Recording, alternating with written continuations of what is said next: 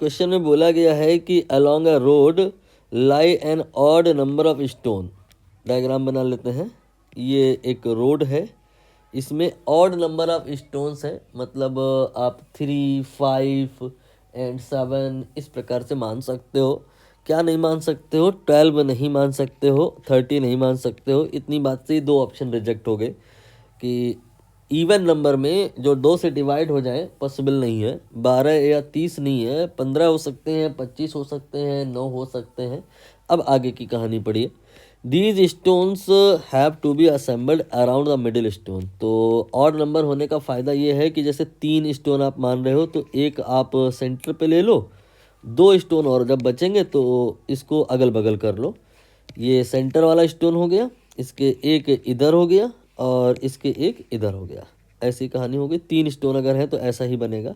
लेकिन अगर मान लो और स्टोन है तो फिर 2 और आप लो तो एक इधर बन जाएगा, एक इधर बन जाएगा। अब टोटल स्टोन आप देख रहे होगे 5 हो गए। ऐसे बहुत सारे स्टोन है, कितने हैं ये पता नहीं, यही तो पता लगाना है। तो ये आपका सेंटर वाला स्टोन है, इसे आप चाहो तो ओ लिख लो। इसके लेफ्ट में और इसके राइट में equal equal number of stone है। मैंने मान लिया इधर की तरफ स्टोन की संख्या जो है वो n के बराबर है। ये नंबर ऑफ स्टोन सेंटर वाले के लेफ्ट में मैंने माना n है, और इतने ही हम इधर भी मान लेंगे इस तरफ। तो टोटल अगर स्टोन का कोई काउंट पूछे तो n लेफ्ट में, n राइट में, और कुल मिला करके अगर काउंट पूछा जाए तो n और n left and right 2n और एक सेंटर वाला 2n+1 here are the total number of stones. अब आगे देखिए क्या कहा गया है कि कोई पर्सन है कैरी कर रहा है ओनली 1। एक आदमी एक बार में एक ही स्टोन उठा करके ले जा सकता है। बहुत भारी है, 2 स्टोन इकट्ठे नहीं उठेंगे। और ये जितने भी स्टोन हैं सबके बीच में जो गैपिंग है वो है 10 मीटर। यहाँ 10 मीटर है, ये 10 मीटर है, ये सब 10-10 मीटर के इंटरवल पर है। Man start from 1 the end. हाँ, यहाँ पे हल्का सा मैं चेंज करूँगा। ये जो लिखा है आप अभी ऐसा ना माने, थोड़ी देर के लिए थोड़ा चेंज मैं कर रहा हूँ, जैसा बोल रहा हूँ वैसा मानो, फिर हम इस पर भी आ जाएंगे। इसमें ये कहा जा रहा है कि अगले ने अपना जो कहानी स्टार्ट किया है वो कहाँ से स्टार्ट किया है, वो किसी एक एंड से स्टार्ट किया है। मैं कह रहा हूँ थोड़ी देर के लिए ये मानो कि यहाँ ये लिखा हुआ है मैन स्टार्ट फ्रॉम सेंटर, तो आपने यहाँ सेंटर पे खड़े हो जाना है। अब इसके बाद में आगे रीड करिए कि ये क्या करता है, कैरिंग देम इन सक्सेशन। मतलब क्या करता है कि स्टोन जो है ना सारे इसको उठा करके लाने हैं और सेंटर पे जमा करने हैं। तो ये पहले क्या करेगा, इधर जाएगा, इसको पिक करेगा और यहाँ ले आके रख देगा।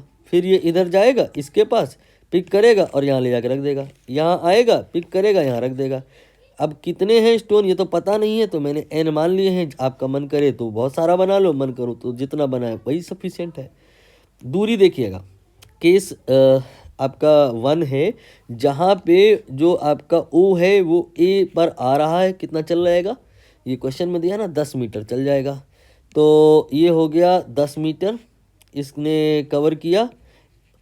ये O से A पर आ गया। अब ये A से चला और वापस O पर आया और स्टोन को ले जा करके पटक दिया। तो ये टोटल 10 और 10 मिला के कितना चल लिया, 20 मीटर चल लिया, है ना। इसके बाद में ये स्टोन तो यहाँ पहुँच गया। अब अगले स्टोन की बारी, तो यहाँ पर आएगा। अब कितना चलेगा ये 10 और 10 एक और, तो 20 मीटर चल गया। 20 मीटर जाना, 20 मीटर आना, तो टोटल 40 मीटर कवर किया और दूसरा स्टोन उसने जमा कर दिया। तीसरे स्टोन के लिए ये 60 मीटर करेगा। अब थोड़ा सा पैटर्न समझिएगा, पहले स्टोन के लिए 20, दूसरे के लिए 40, तीसरे के लिए 60, तो मतलब 20 का पहाड़ा ही तो पढ़ना है आपका। यहाँ पर ऐसे माना जा सकता है कि ये 20x1 है, ये 20x2 है, ये 20x3 है। तो अगर n स्टोन, आखिरी वाले स्टोन को ये उठा करके जब यहाँ रखेगा तो कितना डिस्टेंस कवर करेगा, 20x n कवर करेगा। अब तक हुआ ये कि सारे स्टोन इसने इधर के लेफ्ट साइड के पिक करके सेंटर पे जमा कर दिए हैं। अब बारी आएगी यहाँ पर जो ये स्टोन है इनको उठाने की। तो ये इधर पहुँचा, इसको उठाया रखा, फिर यहाँ पहुँचा, इसको उठाया रखा। आप रियलाइज़ करो, करके देख लो, जब इसको उठाएगा और वापस रखेगा तो इतना चलेगा, इसको उठाएगा रखेगा इतना चलेगा।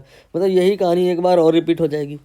मतलब कहने का ये कि आप यहाँ पर ऐसे करके दोबारा लिखो नहीं, बस मल्टीप्लाई बाय 2 कर दो।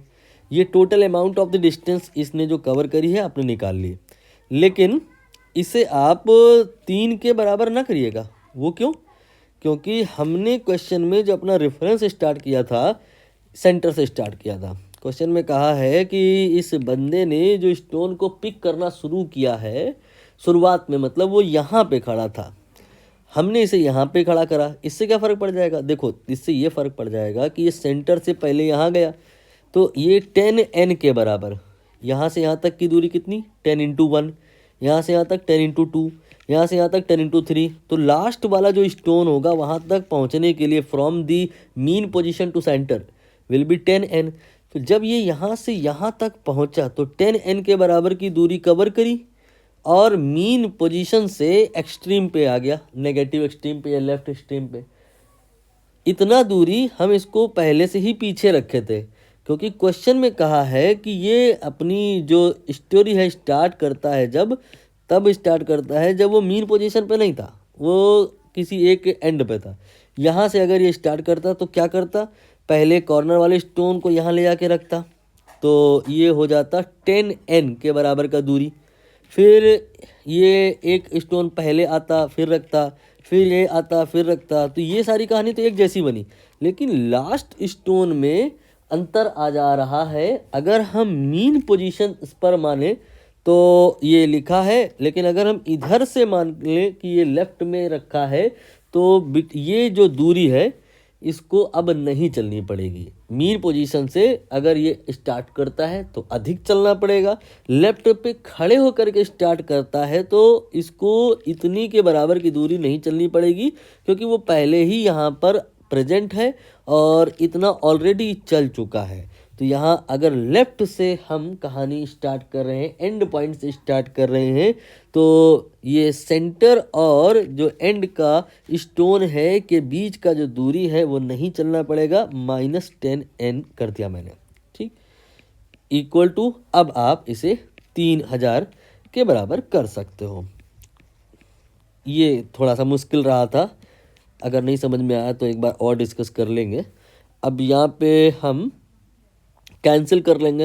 ये देखो 20 कॉमन आ जाएगा पूरे स्टोरी में से, और ये 2, फिर इन ब्रैकेट 1 + 2, फिर ऐसे करते करते करते n, ठीक है, देन 10, देन n, फिर ये 3000। और अब यहाँ पे 0 को ना कॉमन लेके कैंसिल कर दिया जाएगा। ये हो जाएगा आपका 4, ये 4 हो गया।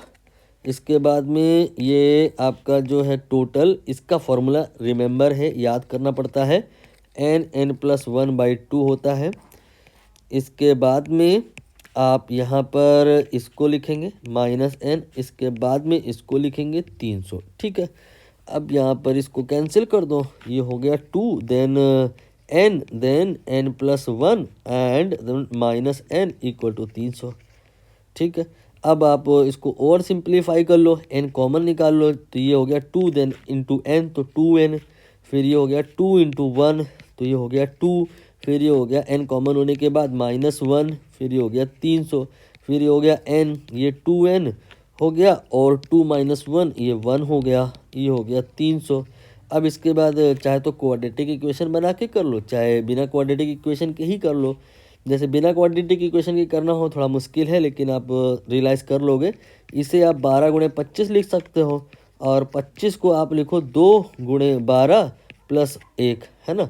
अब आप रियलाइज़ करो कि ये जो लिखा है इसमें अगर हम n की वैल्यू 12 रख दें, 12, 2 × 12 + 1, देखो तो मैच कर रहा है। इसका मतलब n की वैल्यू यहाँ पर 12 फिट हो रही है, तो 12 ही आंसर आएगा।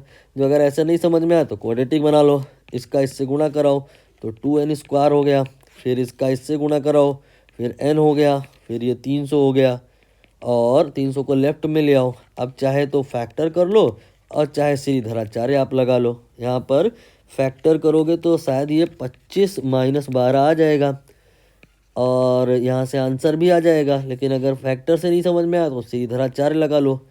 ये हो जाएगा -b plus minus b square then -4ac/2a।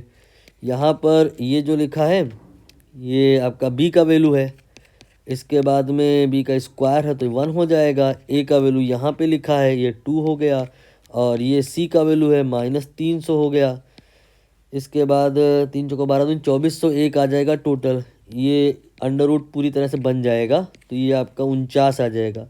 49 अभी हम माइनस में नहीं लेकर के चल रहे हैं, प्लस में लेके चल रहे हैं। -1 तो 48 हो जाएगा, डिवाइडेड बाई 2 इंटू a यानी 2 इंटू 2, तो ये हो गया 4।